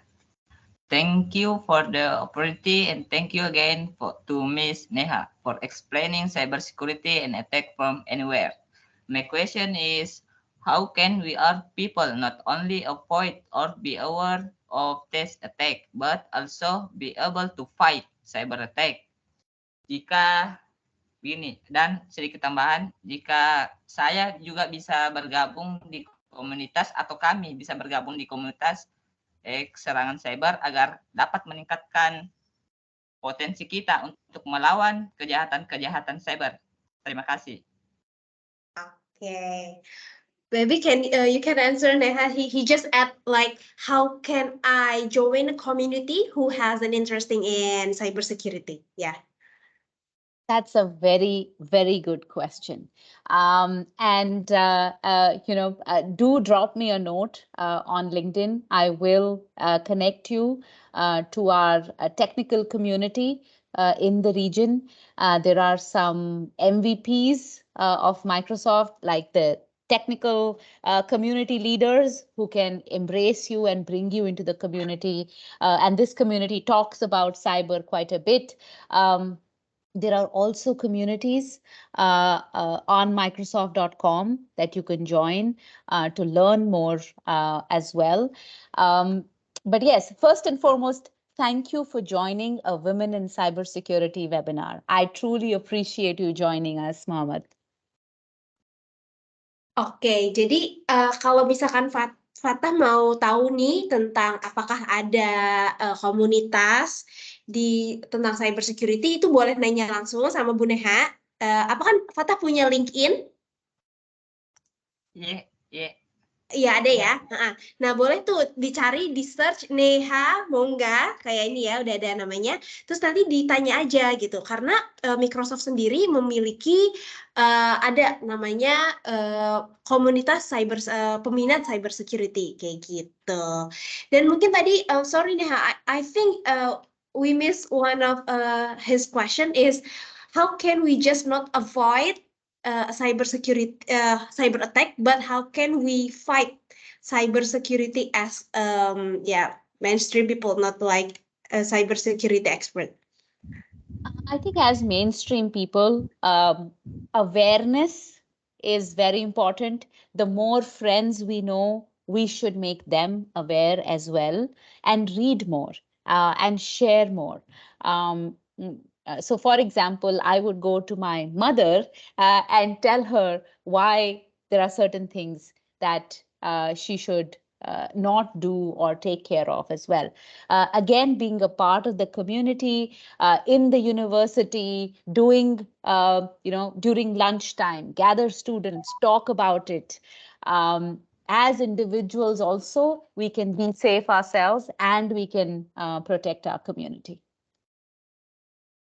Oke, jadi Bu Neha juga bilang, kalau tadi kan pertanyaannya kayak bagaimana sih nggak cuma menghindari tapi juga bisa jadi part of cyber security gitu ya. Nah ternyata kita juga tadi kalau Bu Neha, dia akan ngasih tahu nih orang-orang terdekatnya untuk lebih paham tentang itu. Kayak misalkan orang tua kita, ibu kita yang mungkin nggak sepaham kita gitu, untuk jadi lebih dikasih tahu gitu. Jadi kita tidak hanya protect atau melindungi diri kita sendiri, tapi kita juga bisa melindungi orang-orang terdekat kita. Seperti itu, Mas Fatah. Semoga menjawab ya. Also, just I am posting a link to our security community that you could just click and join the community as well. So no need to worry about sending me a note. I've posted the link. Keren. Jadi Mas Fatah itu boleh cek di chat. Bu Neha udah post tentang security community yang dibikin oleh Microsoft. Kalau misalkan berminat untuk join, teman-teman semua juga bisa lihat di chat. Ada security community yang diinisiasi oleh Microsoft Community Hub. Okay. So, Neha, so the time is actually over, but we still have so many participants who want to ask you directly. So how's it? Like, it's okay. We can go ahead, no problem. Oh really? Okay, wow. Thank you so much. Okay, boleh teman-teman yang masih mau bertanya, berarti boleh Mas Rajesh Ferry mungkin boleh untuk ini ya, dibuka mic-nya.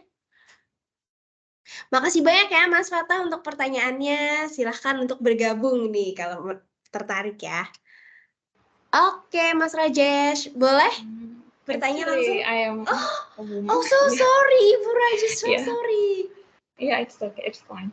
Okay, good evening, everyone. So, good evening, ma'am.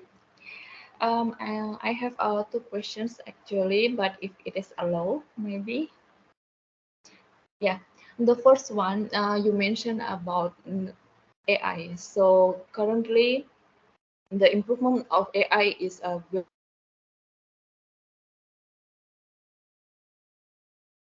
Yeah, I think we lost Miss Rajesh. Okay, maybe we can talk to her later, or yeah, maybe another one.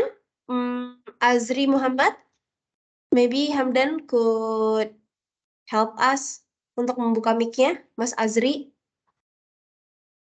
Nanti kita akan kontak Miss Rajesh lagi.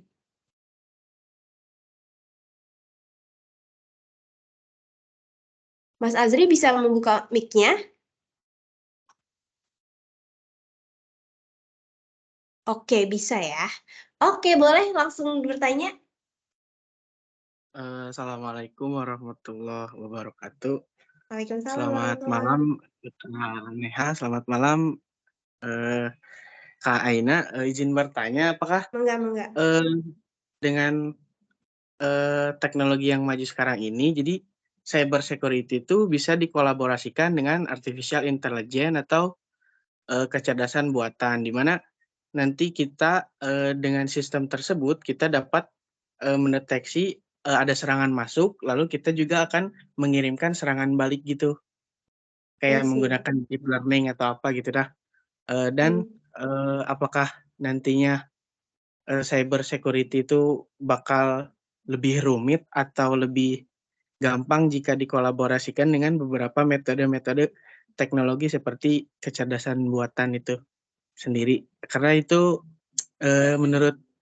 menurut saya itu bakal lebih bagus sih. Jadi misalkan si device kita itu bisa mendeteksi secara langsung ada serangan, lalu akan mengirimkan serangan balik juga, dan kita bisa mendapatkan informasi-informasi dari si penyerang tersebut. Terima kasih Kak Ain. Oke, baik. Oke, so this question is very technical actually. I'm trying to imagine. So the question is it possible to combine the cybersecurity and AI so we don't have to maybe install something so the phone could like detect it and maybe make an attack directly to the malware or stuff? Yeah. Thank you for the question, Pak Azri, and thank you again for joining Women in Cybersecurity as a session. Everyone is welcome. Thank you for joining. Really appreciate it. The short answer, yes. AI needs to be a part of everything today, and especially on cybersecurity. The reason that is needed is because all the security tools actually generate a lot of noise. In order for us to find out actually what is happening, humans need the help of AI. And which is why, and again, a human may need a food break. The human needs to sleep, but security needs to happen 24 hours in a day.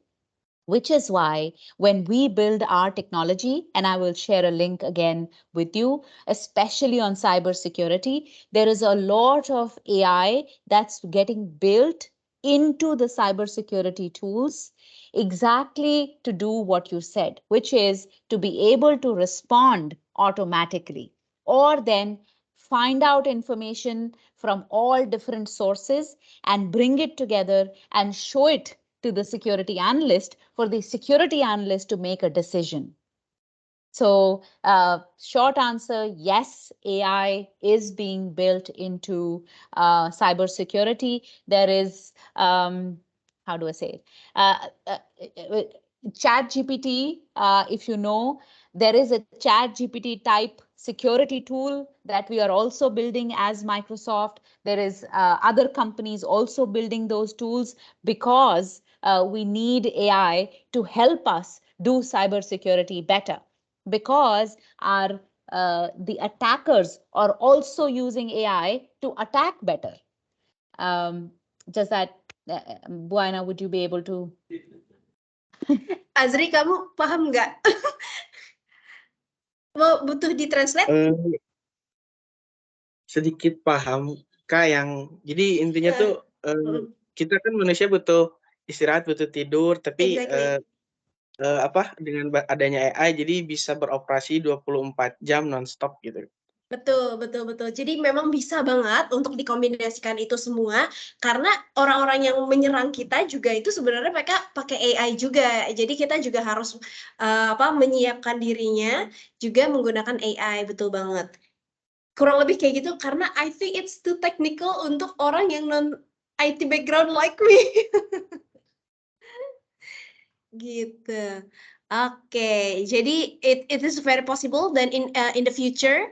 Oh ya, kata satu lagi Miss Neha, he said that in the future will be cybersecurity is more complex or maybe more simpler. Which one is more? Security is complex already. It is getting more complex because hackers are also using AI. In 1 second, there are 1,200 password attacks today. Human cannot do that. Attackers are using artificial intelligence to attack you better, which means in order to defend better, we need artificial intelligence. And it is a war, right? It is cyber war, which means everybody is trying to get more complex, and we are trying to fight complexity with use of AI to stay a step ahead. So whether it will get more complicated, everything is getting more complicated. But we will leverage AI to make it simpler for humans to direct artificial intelligence assistance to do and take care of the complexity. I see. Oke, jadi gitu ya, Azri, bahwa ini akan semakin kompleks, tapi dengan adanya bantuan AI, hopefully ini akan membuat sesuatu yang menjadi lebih simple, karena kita as a human, sebagai manusia, kita nggak perlu mikir sendiri, tapi juga dibantuin sama AI. Karena tadi ya, mereka juga nge-attack kita pakai AI, kita nggak boleh kalah. Kita juga harus menggandeng AI untuk menjaga sistem kita biar tidak diserang oleh para cyber attacker itu. Gitu mungkin. Semoga menjawab ya. Oke, terima kasih Mas Azri. Tadi Mbak Rajesh ya. Ya, you're welcome. Boleh nggak apa-apa kalau nggak bisa buka kamera, mungkin boleh open mic-nya aja.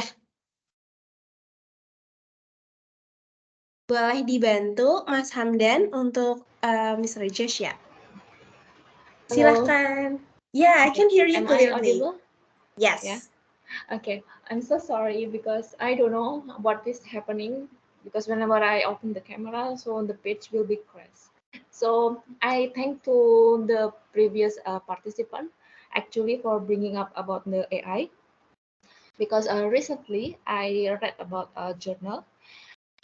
So the journal is about adversarial attack in machine learning. So in generating AI for cybersecurity, we will use machine learning algorithm, right? So did you ever face any kind of this issue, ma'am, in your organization, maybe? I'm curious about it, actually. Sorry, I didn't quite catch the question. Could you repeat the question? Sorry. Okay. In order to generating AI in cybersecurity field, so they will use something machine learning algorithm, right? So in machine learning algorithm, also there is adversarial attack in machine learning. So yes, it will poisoning the model. Yes. So yeah, it is kind of like that. So yes. Did you ever face this issue in your organization, especially in Microsoft? So let me take a step back, because the poisoning that you're talking about is poisoning of generative AI, which is Poison GPT, right? Poison GPT is what you're talking about, where the large language models, the open source large language models get malicious code within that. And then when you use that large language model, the further work on that generative AI is poisoned. Now, Okay. that, yes, is a possibility if you're using those open large language models. Okay. From a Microsoft point of view, and I will talk specifically generative AI, from a Microsoft point of view, we are in close partnership with OpenAI, right, who Okay. have their own proprietary large language model. And for our use, and I've put the link for Security Copilot, which is our AI generative model and basically generative AI based model that we will use as security people. Now, that is currently in development. We've taken OpenAI's large language model and we've built a security specific, our own model on top of it. Okay. And which is proprietary for Microsoft. And then we are training that model with playbooks, with prompt books. And we announced this generative AI, the Security Copilot, in March. Right now, it is in private preview, which means we are testing it out with a certain number of customers. And then once the testing is done, once governance model is set up, because there is a certain level of governance and testing that needs to come within the large language model to make sure that that poisoning doesn't happen. We know that happens in the open space, and we don't want it to happen to our system, and which is why we are currently testing it. But having said that, if you leave generative AI separate, because poisoning and supply chain is a generative AI large language model problem, from an AI perspective and just machine learning perspective, our stack is actually built on the Azure OpenAI and the Azure AI hyperscale network. So since it is built on our own technology, and remember I said we have so many penetration testers who are continuously looking for security flaws. Okay. Yeah. So we try and make sure that that doesn't happen, at least with Microsoft. Okay. Okay, got it. On the last question, may I? I'm curious about, actually, you have a anthropology background, right? So how you can get into a cybersecurity field? Did you have any certification? And the special one, did you have any ethical hacking certification, ma'am? That is, I'm really curious about it, actually. Yeah. Thank you for that question. And Yeah. that is a very good question.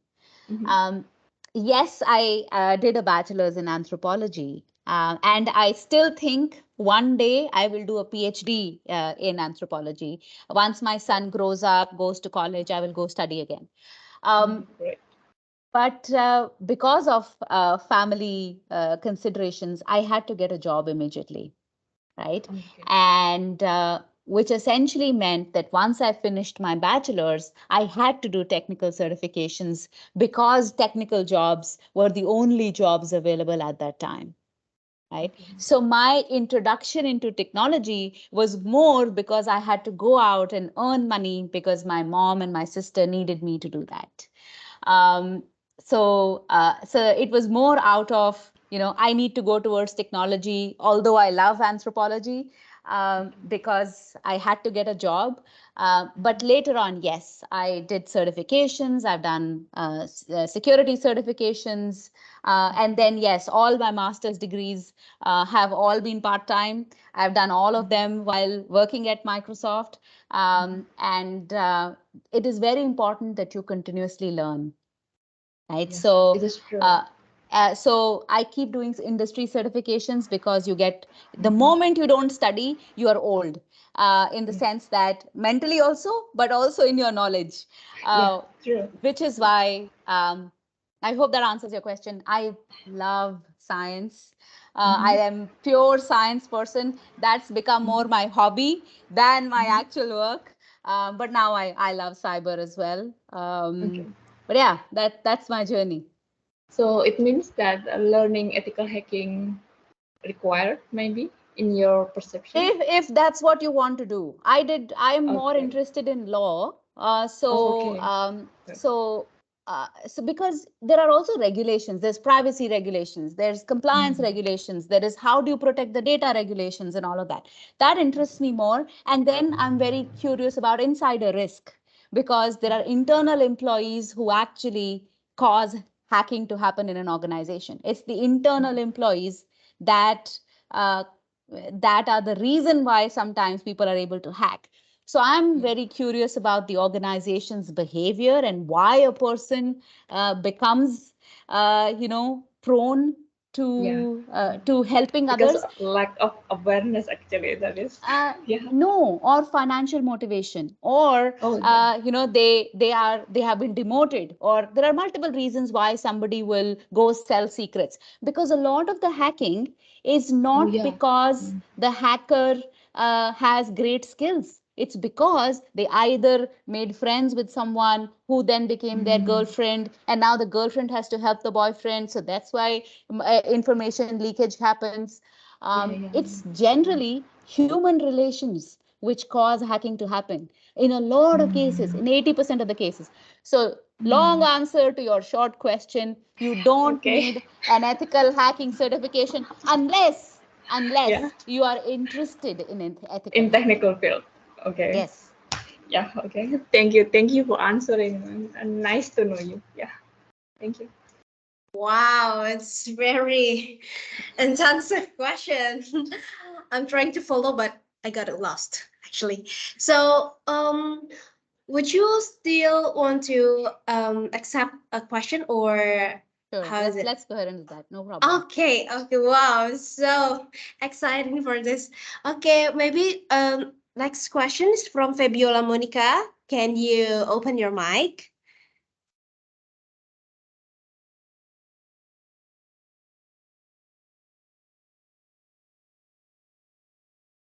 I'm really happy to hear so many questions here. Like the curiosity is very big, and they are really eager to learn.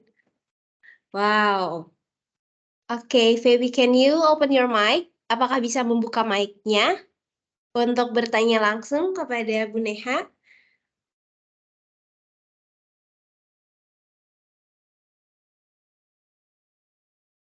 Oh, masih belum bisa dibuka ya? Boleh Mas Hamdan minta tolong untuk dibuka mic-nya?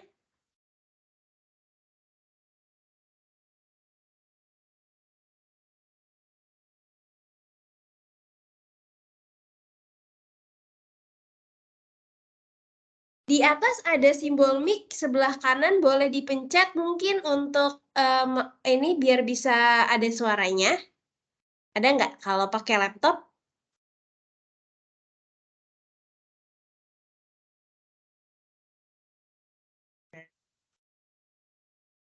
Udah bisa untuk buka mic-nya. Atau kalau misalkan masih kendala, nggak apa-apa mungkin di chat aja. Oh, belum bisa. Oh, ya udah. Apakah mau di chat aja mungkin kalau misalkan masih ada kendala untuk membuka mic? Boleh. Iya, via teks boleh. Oke. Mungkin kita karena udah jam 8.50, ini sambil menunggu Mbak Feby untuk typing. Ini ada ini Najmi Khairi, ini laki-laki atau perempuan ya?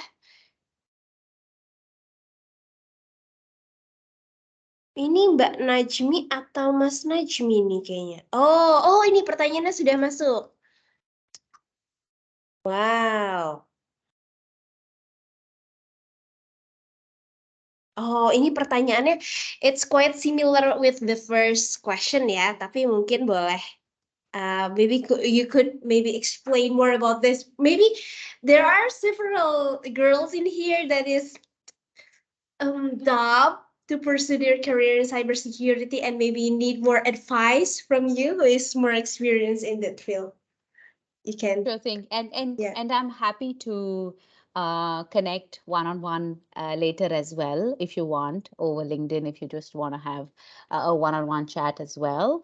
And like I said earlier, beyond the initial, I think in today's world, in 2023, I would be very amazed if gender is a reason for bias in technology, right? Because within technology per se, there are a lot of women. I think bias probably is in our own minds, that say cybersecurity is very tough.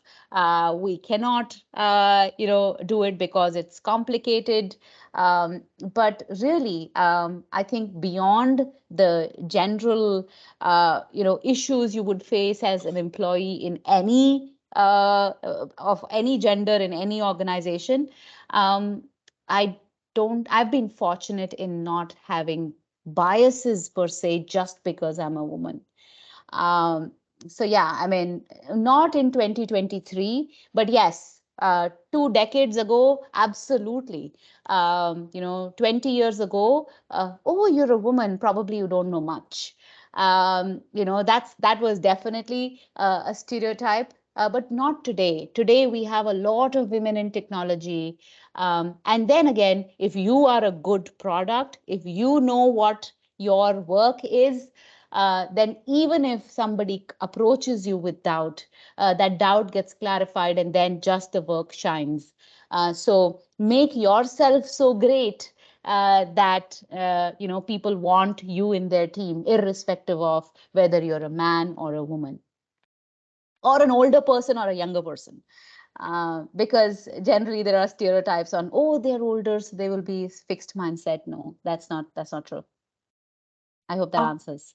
Oke, semoga menjawab ya. Tadi Bu Neha juga ada bilang bahwa despite your background, apapun background kamu, laki-laki, perempuan, tua, muda, kalau kamu punya expertise, kalau kamu bisa profesional, sekarang itu insya Allah sudah tidak ada stereotype ya. Asalkan kamu benar-benar bisa profesional dan juga bekerja dengan kinerja yang sama dengan teman-teman yang lain, seperti itu. Okay, wow, it's almost 9 in Jakarta. And 10 in Singapore. Yes, so it's very late already.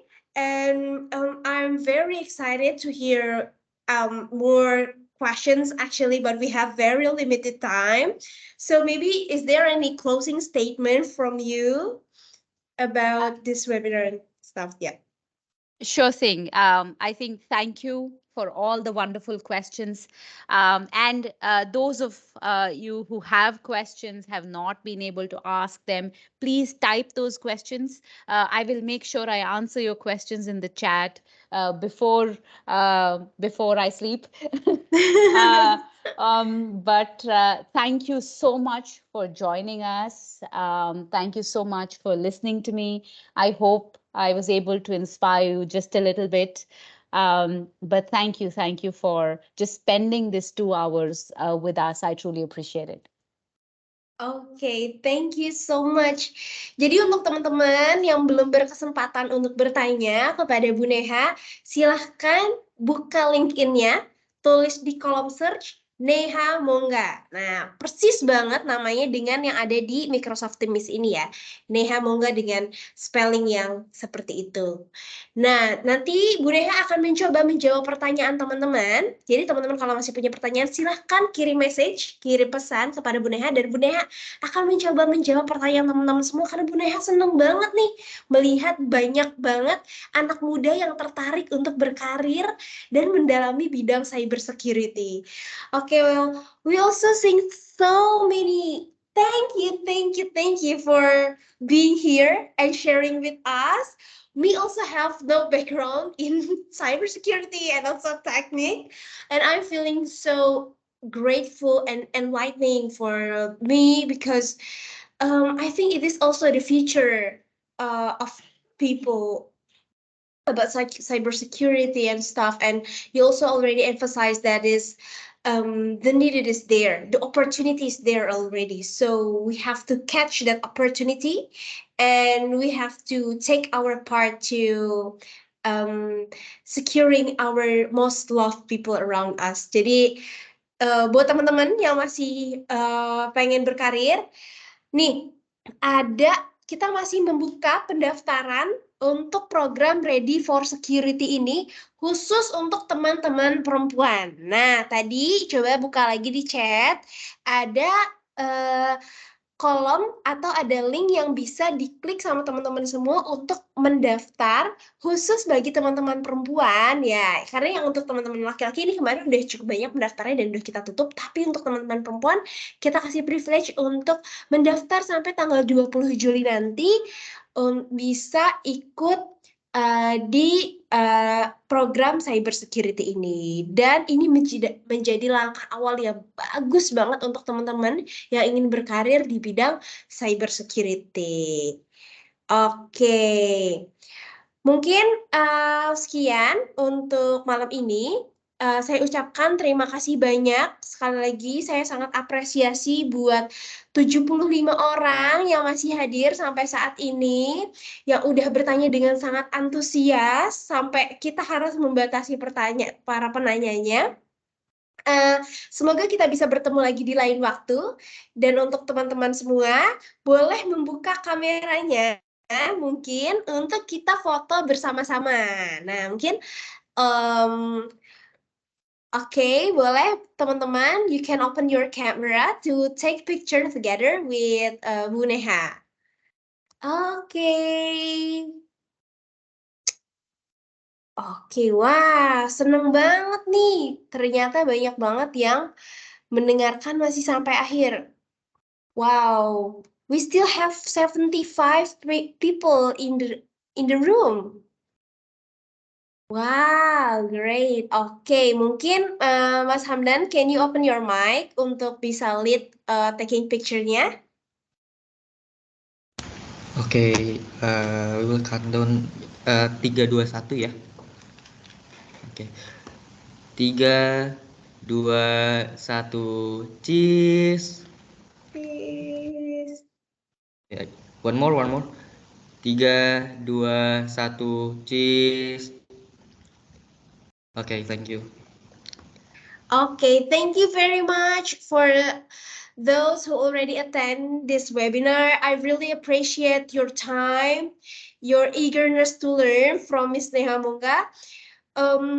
Semoga teman-teman di sini juga berminat untuk menghadiri pelatihan Ready for Security, karena ini adalah kesempatan yang sangat baik untuk teman-teman, karena bukan hanya pelatihan, tapi juga nanti di akhir teman-teman akan diberikan kesempatan untuk mengikuti sertifikasi SC200 dari modulnya Microsoft itu sendiri.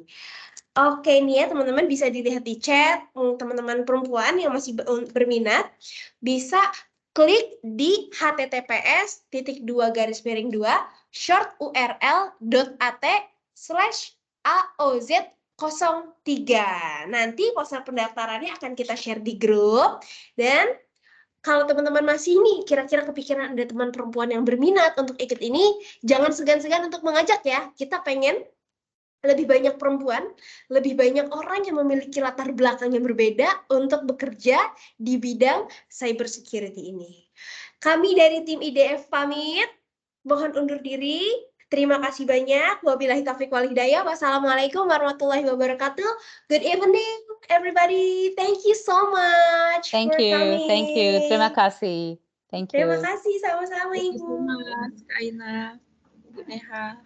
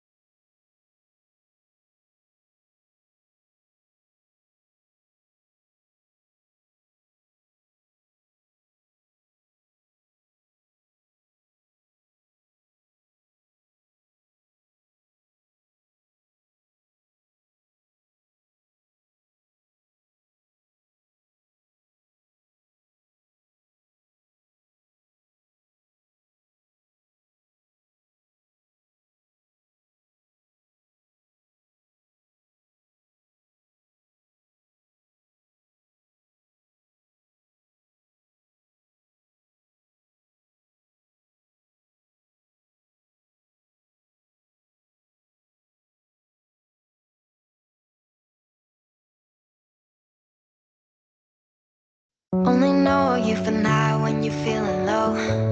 Only hate the road when you're missing home. Only know you love her when you let her go. And you let her go.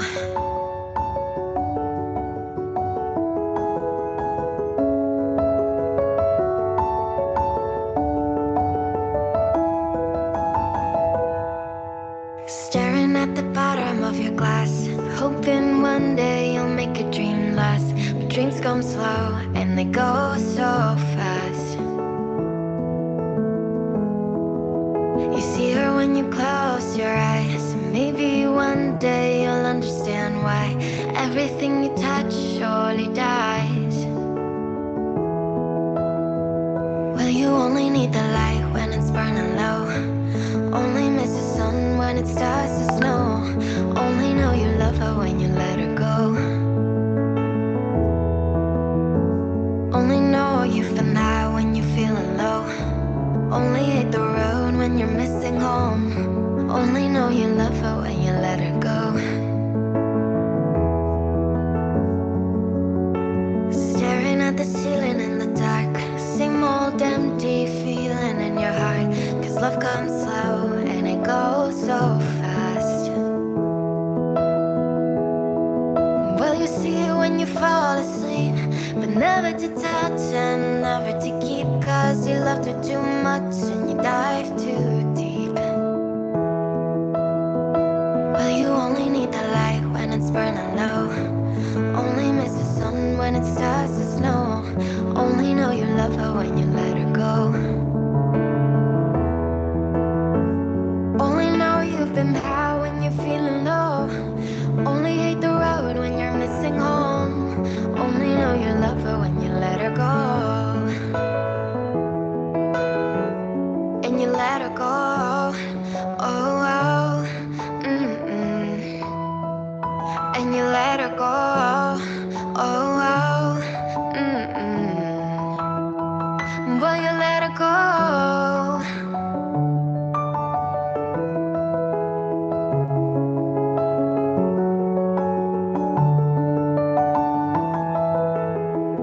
Cause you only need the light when it's burning low.